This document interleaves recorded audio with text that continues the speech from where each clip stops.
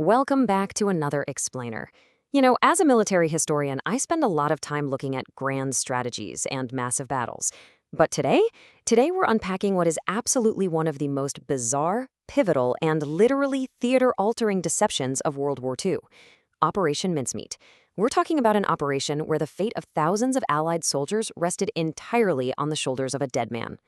It's an absolutely fascinating piece of history, so let's just jump right into the briefing. Okay, let's dive into our roadmap for today's analysis. We're going to cover the strategic dilemma we faced, how fiction becomes military strategy, the wild process of crafting Major Martin, the execution on the Spanish coast, and finally, how this single deception alters the war. So, part 1, the strategic dilemma. Picture this. It's 1943, and the Allies are facing a massive strategic hurdle. North Africa is secure, right? But now they absolutely have to break into Axis territory in southern Europe. The obvious, geographically perfect target is Sicily.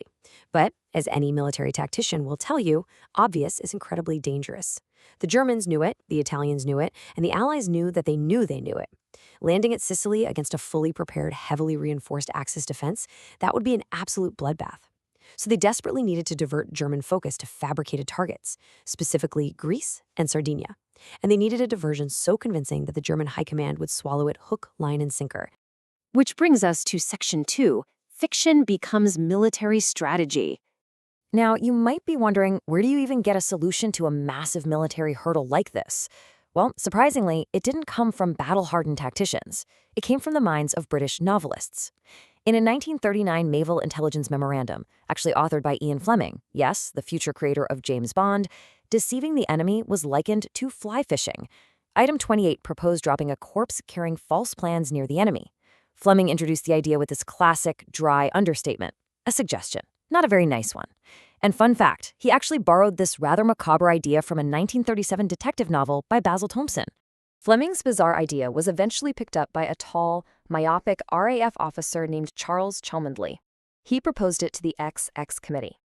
Now, you probably know them as the Double Cross or 20 Committee, basically Britain's master intelligence sorting house for double agents and deception plans. And ironically enough, the chairman of this highly secretive group, Sir John Masterman, was himself an Oxford Don and a detective novelist. Masterman approves the concept, and Cholmondeley pairs up with a brilliant barrister named Eoin Montagu to translate this literal fiction into tactical reality. They called it Operation Mincemeat. Moving on to Section 3, Crafting Major William Martin. Taking a spy novel concept out of a book and into the real world requires an astonishing level of micro-level engineering. First, the intelligence team secured the remains of a deceased Welshman named Glyndwr Michael. The next step was transforming him into a convincing military career. And they decided to make him a Royal Marine for a strictly, almost shockingly practical reason. You see, regular naval officers required made-to-measure dress uniforms. The intelligence officers realized, hey, bringing a master tailor from London to measure a corpse is going to raise massive red flags. But by making him a Marine, he could just wear the standard, much looser-fitting battle dress uniform. Problem solved. But, a uniform isn't nearly enough. They had to give this man an entire life. Intelligence officers built a deeply detailed fictional past for Major Martin by filling his pockets with the incredibly mundane details of existence. Eoin Montagu brilliantly called this pocket litter. We're talking letters from a demanding father, love notes from a completely fake fiancé, recent ticket stubs from a London play to establish a timeline, complaining bills from an unpaid tailor, and even a receipt for an engagement ring. If enemy agents searched this man, they wouldn't just find a soldier, right? They'd find a fleshed-out human being. These everyday details gave the bait undeniable depth.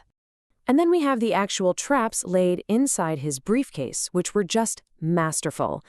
In Document 1, a letter from General Nye to General Alexander, the British hid the truth in plain sight. They boldly called the real, impending invasion of Sicily a mere diversion meant to fool the Germans, while stating the real attacks would be in Greece. It's brilliant. Then, Document 2, from Louis Mountbatten to Admiral Cunningham, added authenticity by admitting to recent disastrous Allied landings at Dieppe. And then they intentionally dropped a terrible groaner of a pun about sardines to subtly, almost mockingly, point German intelligence straight toward Sardinia. Okay, Section 4, Execution on the Spanish Coast. By April 1943, the trap was officially set.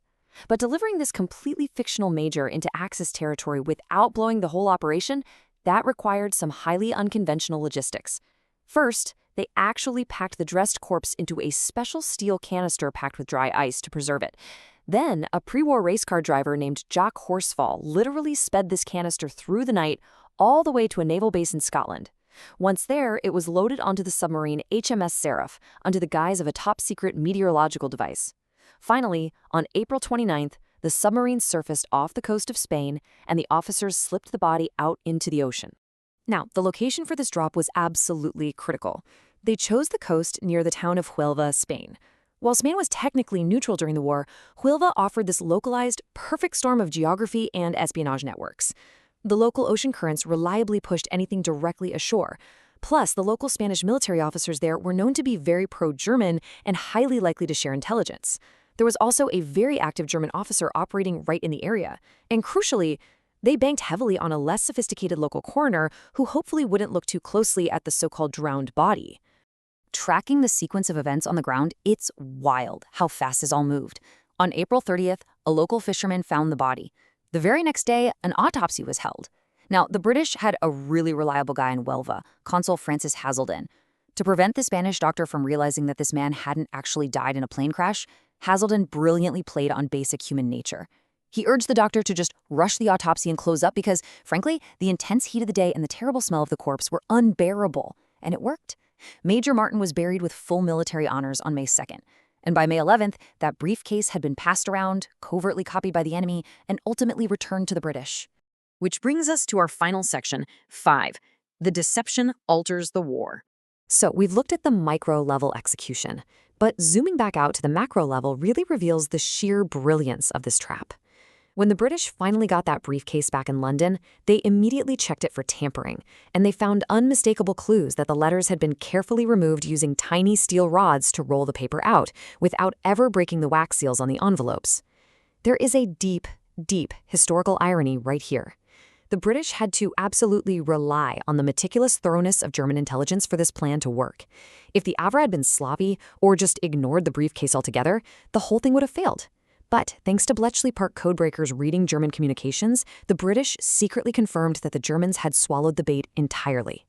And the crucial takeaway is this truly staggering number: 18.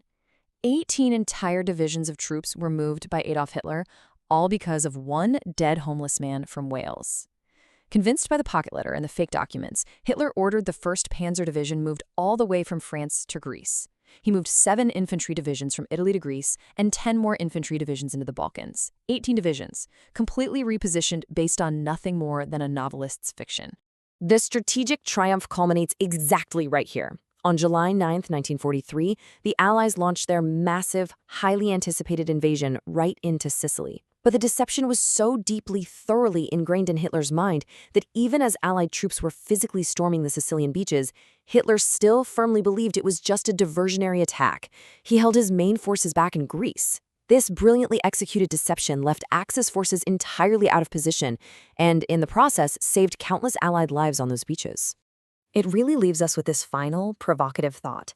In our current era, right, where we have satellites, cyber espionage, and constant digital surveillance, could modern military intelligence ever be completely derailed by a deception built by a handful of novelists relying on a corpse and a pocketful of fake theater tickets?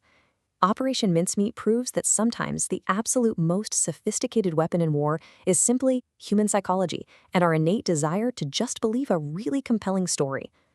Thank you so much for joining me on today's Explainer. I really hope you found this slice of military history just as fascinating as I do.